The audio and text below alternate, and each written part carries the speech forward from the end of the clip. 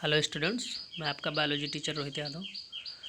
आज हम देखेंगे blood pressure transportation in plants. Blood pressure, जिसको बीपी भी कहते हैं, आपने देखा होगा कई बार किसी डॉक्टर को मापते हुए या किसी मरीज को अपना बीपी चेक करवाते हुए। तो जो बीपी मापते हैं इसमें दो यंत्र काम करते हैं, जिसका नाम स्फैग्मोमैनोमीटर, जिसमें पारा लगा होता है, HG पारा लगा होता है और जिस पर रीडिंग लेते हैं, और एक होता है स्कोथोस्कोप, जिसको कान में लगाकर बीपी जहाँ पर मापते हैं वहाँ पर रख के देखते हैं, सुनते हैं। The force that blood exerts against the wall of the vessels is called blood pressure. जो फोर्स लगाता है ब्लड वेसल्स की वाल पर, दीवारों पर बाहर की तरफ, उसी को ब्लड प्रेशर कहते हैं। This pressure is much greater in artery than in vein. ये प्रेशर ज़्यादा होता है आर्टरी में और वेन में कम होता है। वेन की तुलना में आर्टरी में ज़्यादा होता है, क्योंकि वहाँ से ब्लड जा रहा होता है वेंट्रिकल्स के द्वारा, अभी अभी पुश किया गया है, और आर्टरी के थ्रू जा रहा होता है और वेन के थ्रू लौट के आ रहा होता है। इसलिए आर्टरी में ज़्यादा होता है और आर्टरी की वाल भी मोटी होती है कंपैरिजन टू वेन, ताकि इस प्रेशर को सह सके। The pressure of blood inside the artery during ventricular systole contraction is called systolic pressure. कह रहे हैं कि जो अंदर में ब्लड है आर्टरी के, जब वेंट्रिकुलर मतलब हार्ट का जो वेंट्रिकल पार्ट होता है, वेंट्रिकल, तो हार्ट का जब वेंट्रिकल सिस्टोल होता है, सिस्टोल मतलब कॉन्ट्रैक्ट होता है, सिकुड़ता है, तो प्रेशर ज़्यादा होता है आर्टरी में, क्योंकि अभी अभी ब्लड को पुश करता है जब वो सिकुड़ता है, तो उसको बोलते हैं सिस्टोलिक प्रेशर, और ये हमेशा ज़्यादा होता है। And pressure in artery during ventricular diastole, और वेंट्रिकुलर में जब ब्लड आ रहा होता है आर्ट्रिया से, एट्रियम से जब ब्लड आ रहा होता है हार्ट के वेंट्रिकुलर वाले पार्ट में, तो वो डिस्टोल करता है, रिलैक्स होता है, बड़ा होता है उसकी कैविटी, तो उस समय प्रेशर कम होता है आर्टरी में, और उसको बोलते हैं diastolic pressure. The normal systolic pressure is about 120 millimetre HG। तो जो नॉर्मल सिस्टोलिक प्रेशर है वो 120 मिलीमीटर HG होता है। And diastolic pressure is 80 millimetre HG। तो यहाँ देखिए कैसे माप रहे हैं। सबसे पहले जो उसका कफ होता है स्फैग्मोमैनोमीटर का, वो आपके हैंड के यहाँ ऊपर बांध देते हैं जहाँ पर एक आर्टरी है, और उसके बाद इसके द्वारा उसमें एयर फिल करते हैं। जब एयर फिल करते हैं तो वो फूलता चला जाता है और आर्टरी को बंद कर देता है। तो यहाँ पर स्कोथोस्कोप लगाते हैं कफ के नीचे थोड़ा सा, और अपने ईयर में लगाते हैं, कान में, और फिर धीरे धीरे इसके नॉब से स्फैग्मोमैनोमीटर के जहाँ पकड़ते हैं, जहाँ पर बल्ब है जिसके द्वारा भरते हैं एयर को, वहाँ पर एक नॉब लगा होता है, उसको ओपन करते हैं, थोड़ी थोड़ी हवा बाहर निकलती है। जैसे ही ब्लड फिर से शुरू होता है तो आवाज़ आने लगती है स्कोथोस्कोप में, वो आपका होता है सिस्टोलिक प्रेशर। उसको नोट कर लेते हैं, तो उसी के द्वारा आपका बीपी बता देते हैं भैया आपकी बीपी हाईएस्ट इतनी गई है। और फिर उसको नॉब को ओपन करते जाते हैं, ओपन करते जाते हैं, और जहाँ पर वो आवाज़ आना बंद हो जाता है कफ के अंदर से, तो उसको बोलते हैं लोवेस्ट, सबसे कम वाला प्रेशर, वो होता है 80। आगे देखेंगे blood pressure is measured with an instruments. यहाँ एक लिखा है जबकि दो इंस्ट्रूमेंट्स लगते हैं, कॉल्ड स्फैग्मोमैनोमीटर और दूसरा लगता है stethoscope. High blood pressure is also called hypertension. अगर ब्लड प्रेशर ज़्यादा है, 120 से नॉर्मल से ज़्यादा है, तो उसको हाइपरटेंशन बोलते हैं। And is caused by the constriction of arterioles. और ये तब होता है जब आर्टरी की जो अंदर की ल्यूमेन है, खाली स्थान है जहाँ से ब्लड फ्लो होता है, वो कॉन्ट्रिक्शन हो जाए, उसका सिकुड़ जाए, उसका आकार कम हो जाए। Which result in increase resistance of blood flow, और इसका जो रिजल्टेंट होता है ब्लड फ्लो, मतलब जो ब्लड फ्लो हो रहा है उसमें रुकावट पैदा करता है, रेसिस्टेंस रुकावट पैदा करता है क्योंकि वो पतला हो जाता है। It can lead to rupture of artery and internal bleeding. तो ब्लड प्रेशर अगर बढ़ता है क्योंकि आर्टरी का कॉन्ट्रिक्शन हो गया, आर्ट्रियोल्स का, उसकी दीवारें सिकुड़ गई हैं, तो ऐसी कंडीशन में जो आर्टरी है वो रप्चर हो सकती है, टूट सकती है, और इंटरनल ब्लीडिंग हो सकती है।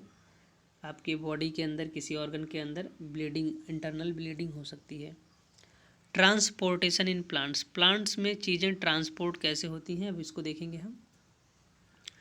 Plants take in simple substance such as CO2, nitrogen, phosphorus and other mineral for photosynthesis and biochemical reaction.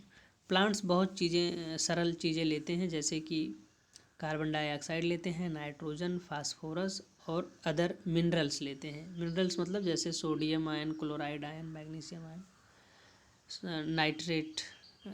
Nitrate ions, ये सब चीज़ें लेते हैं। ये लेते हैं फोटोसिंथेसिस के लिए और कुछ बायोकेमिकल रिएक्शन के लिए। The absorption of this substance therefore occurs through the part in contact with the soil, और ये जो एब्जॉर्ब करते हैं वाटर से, कुछ चीज़ें तो अपने पत्तियों के स्टोमेटा से ले लेते हैं जैसे कि CO2, और जो चीज़ें एब्जॉर्ब करते हैं प्लांट से, सॉइल से, वो लेते हैं अपने बॉडी के उस पार्ट से जो सॉइल के कांटेक्ट में रहता है, और वो है रूट्स।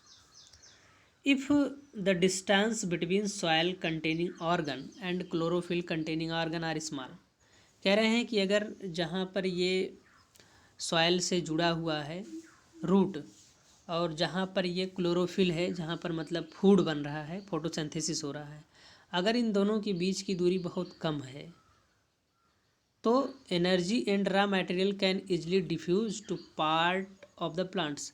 तो जो एनर्जी बन रही है वो अदर पार्ट्स को अपने आप मिल जाती है डिफ्यूजन के थ्रू, और जो ये एब्जॉर्ब कर रहा है मिनरल्स, वाटर्स, ये सब भी दे देता है डिफ्यूजन के through.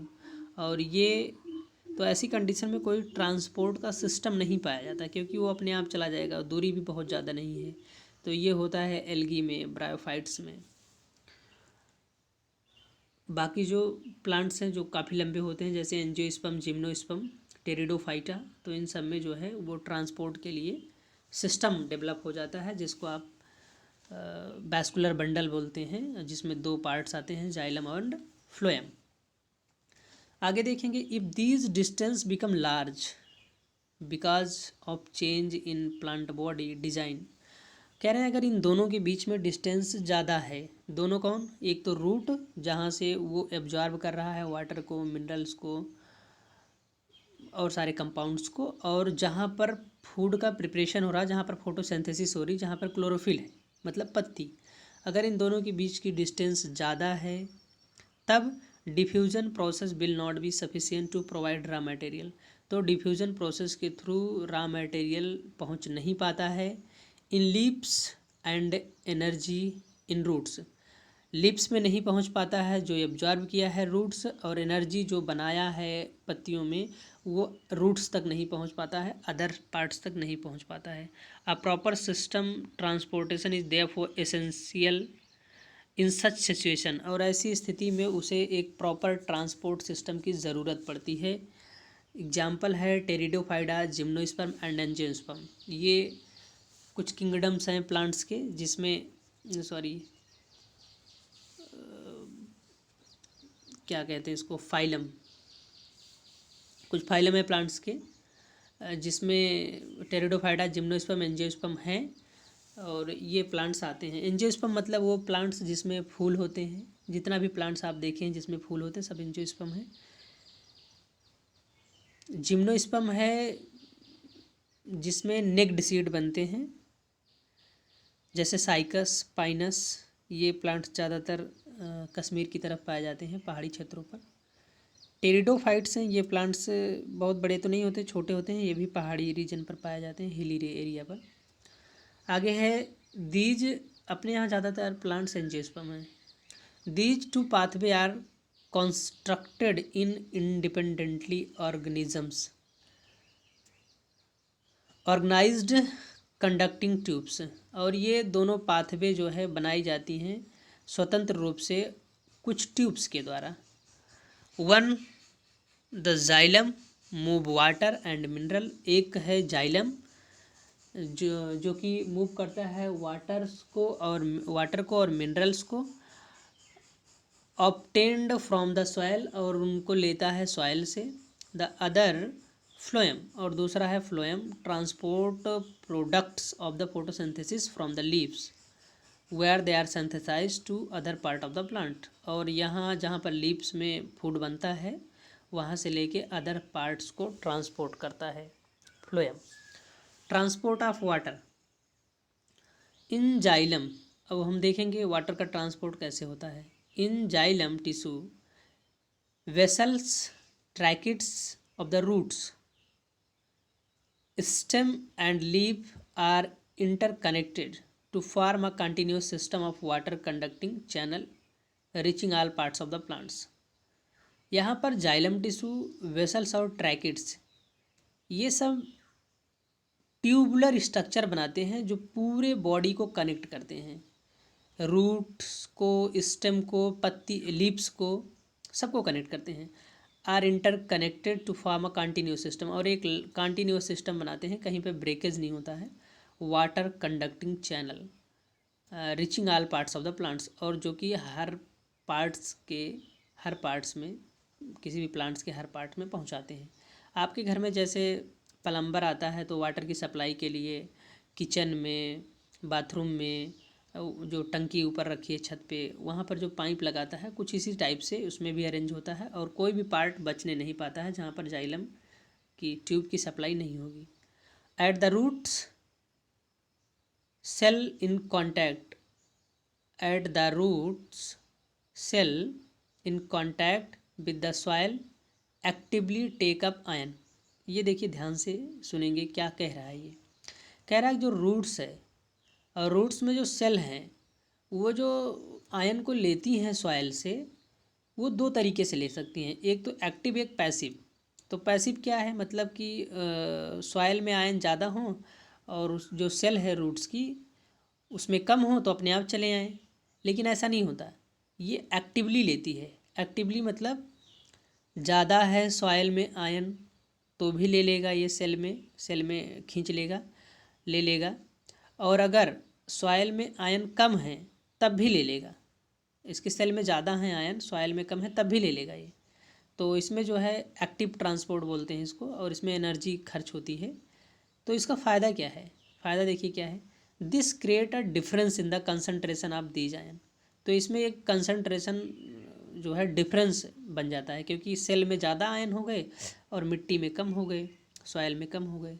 Between the root and soil, तो इनमें जो है कंसनट्रेशन ग्रेडियंट डेवलप हो जाता है, सेल में ज़्यादा आयन है और मिट्टी में कम है। फ़ायदा क्या होगा इसका फ़ायदा होगा वाटर को खींचने के लिए।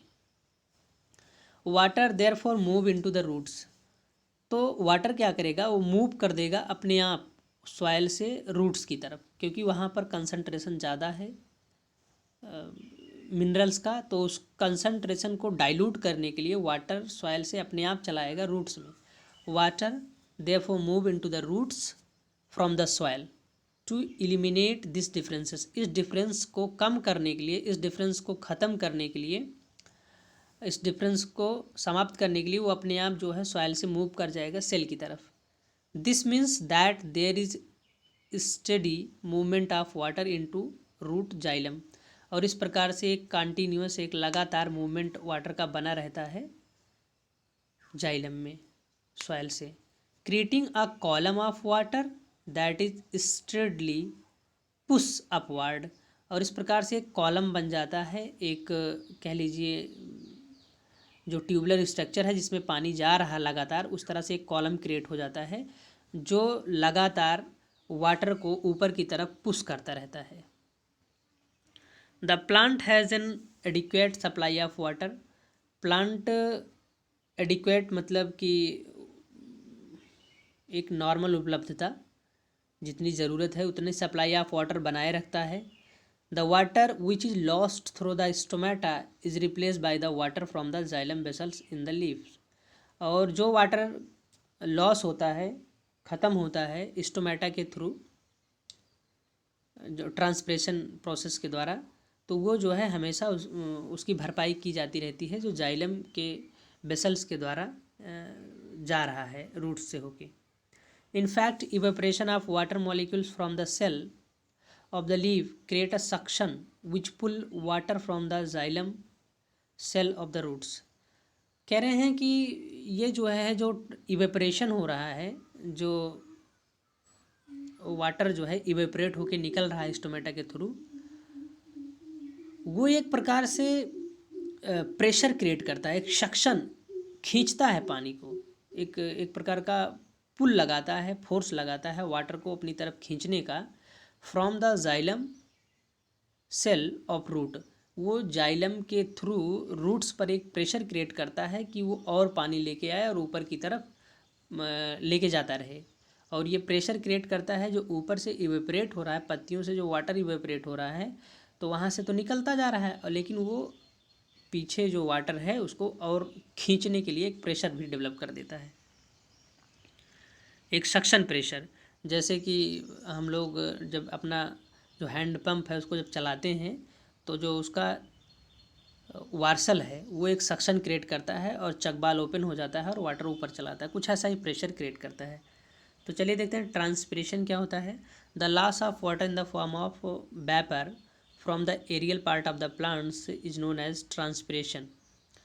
तो जो प्लांट्स के एरियल पार्ट्स हैं, जो हवा के कांटेक्ट में हैं, वहाँ से वाटर का हमेशा लॉस होता रहता है वाटर वेपर के रूप में, और यही प्रोसेस जो है वो ट्रांसपिरेशन कहलाती है। Function in transpiration, function of transpiration, ये ऑफ था, इफ हो गया है। फंक्शन ऑफ ट्रांसपिरेशन, चलिए देखते हैं फंक्शन क्या है। Transpiration help in the absorption and upward movement of water. Transpiration मदद करता है वाटर ताकि एब्जॉर्ब होता रहे और ऊपर की तरफ आता रहे। एंड मिनरल्स, और मिनरल्स भी डिजॉल्व इन इट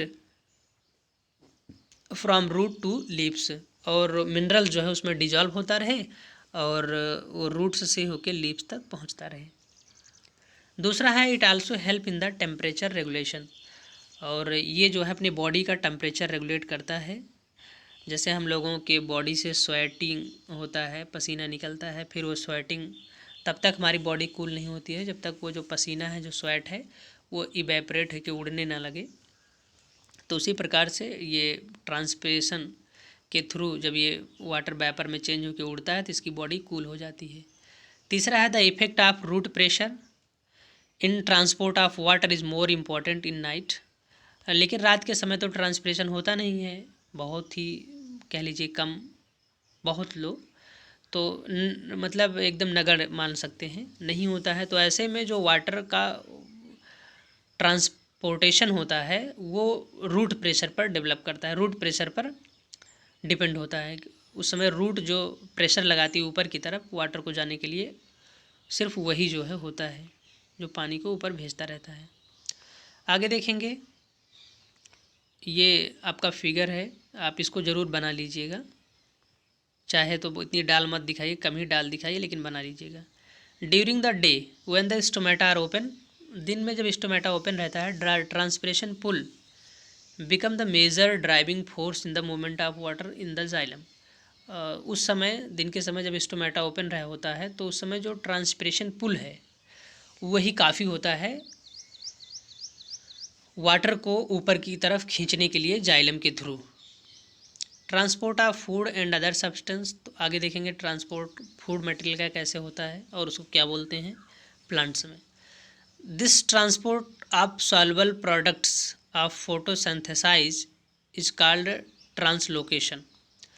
तो जो फूड का ट्रांसपोर्टेशन होता है एक जगह से दूसरी जगह, जो फोटोसिंथेसिस प्रोसेस के थ्रू बनता है उसको बोलते हैं translocation. And it occurs in the part of the vascular tissue known as phloem, और ये होता है उस वैस्कुलर टिश्यू में जिसको फ्लोएम बोलते हैं। जाइलम में तो सिर्फ वाटर और मिनरल्स का होता है ना। आगे देखेंगे the products of photosynthesis, the phloem transport amino acid and other substance. तो ट्रांसपोर्टेशन होता है इसमें अमीनो एसिड्स का। अमीनो एसिड्स होते हैं जो प्रोटीन की यूनिट होती है, इसी अमीनो एसिड से मिल के बार बार जुड़ के प्रोटीन बनाता है, उसकी यूनिट अमीनो एसिड्स होती है, जैसे हमारे बॉडी की यूनिट सेल होती है। These substance are specially delivered to storage organ of root, fruit, seed and growing organs. तो इन चीज़ों का जो डिलीवरी होती है कहाँ कहाँ पर लेके जाते हैं, क्योंकि प्लांट्स के ज़्यादा पार्ट जो है डेड होते हैं, ज़्यादा लिविंग टिश्यू होते नहीं उसमें, ज़्यादातर तो डेड होते हैं, डेड को चाहिए नहीं, तो चाहिए होता है स्टोरेज ऑर्गन को, जहाँ पर स्टोरेज करेगा प्लांट्स।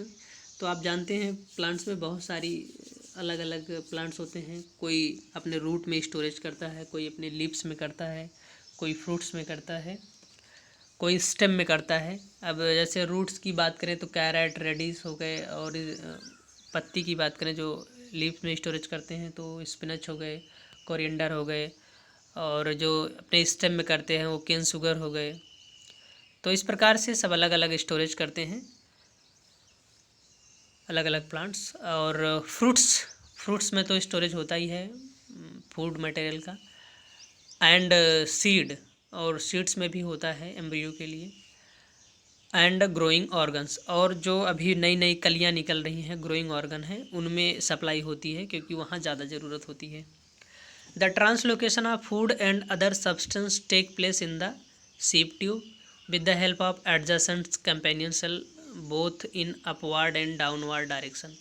तो जो ट्रांसपोर्टेशन होता है वो सीप ट्यूब के थ्रू होता है, क्योंकि आपको पता है जब फ्लोएम बनता है तो उसमें सीप ट्यूब लगती है, मतलब जो घर की चलनी होती है जिससे आटा चला जाता है उसी तरह की ट्यूब्स होती हैं, उसी तरह की सेल्स होती हैं, वो मिल के ट्यूब बना देती हैं, तो उनसे होके होता है। और उसी के जस्ट बगल में लिविंग सेल्स होती हैं, कंपेनियन सेल, उनकी मदद से होता है। वो फूड जो है ऊपर से नीचे भी आता है अगर रूट्स में स्टोरेज करना है, और फिर अगर किसी को ज़रूरत है तो नीचे से ऊपर भी जाता है, मतलब ये दोनों डायरेक्शन में होता है, upward to downward and downward to upward. जबकि वाटर जो है वो हमेशा डाउन टू अपवार्ड ही होता है, वो रूट से ऊपर लिप्स की तरफ ही जाता है, कभी लिप्स से रूट की तरफ नहीं आता। फंक्शन ऑफ फ्लोएम, तो फ्लोएम का फंक्शन देख लेते हैं। The translocation of phloem, the translocation in phloem is achieve by utilize of energy. तो जो ट्रांसलोकेशन होता है पदार्थों का वो एनर्जी खर्च करके होता है, ऊर्जा तो लगेगी ही, ट्रांसपोर्टेशन होगा, कोई ना कोई फोर्स चाहिए इसको, तो यहाँ ये अपना एटीपी खर्च करता है। Material like sucrose in transferred into phloem tissue using energy from ATP. Material like sucrose, कुछ पदार्थ जैसे कि sucrose is transferred into phloem, जब ये फ्लोएम में ट्रांसफ़र होते हैं एक जगह से दूसरी जगह, टिश्यू यूजिंग एनर्जी, तो टिश्यू जो है वो एनर्जी यूज करता है इन the form of ATP, adenosine triphosphate, adenosine triphosphate. This increase the osmotic pressure of the tissue causing water move into it. तो ये जहाँ पर जाता है वहाँ पर ऑस्मोटिक प्रेशर डेवलप हो जाता है, ज़्यादा ऑस्मोटिक प्रेशर डेवलप हो जाता है of the tissue causing water to move into it.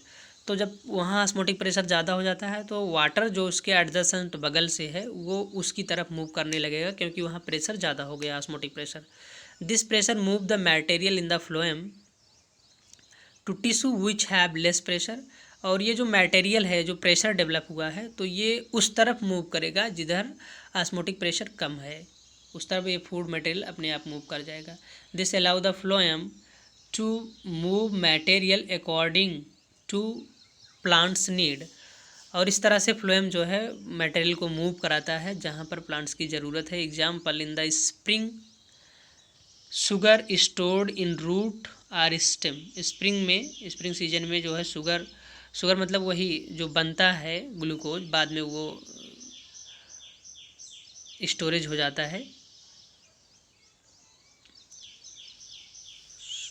Sucrose के फॉर्म में। Sugar stored in the root, तो वो रूट में स्टोरेज होता है, स्टेम में होता है, stem tissue would be transported to the buds, फिर बाद में ट्रांसपोर्ट किया जाता है कलियों को, जो कलियाँ निकल रही हैं, which need energy to grow, जिनको ज़रूरत है एनर्जी और उन्हें बड़ा होने के लिए। फिर नीचे कुछ क्वेश्चन दिए गए हैं, आप करिएगा।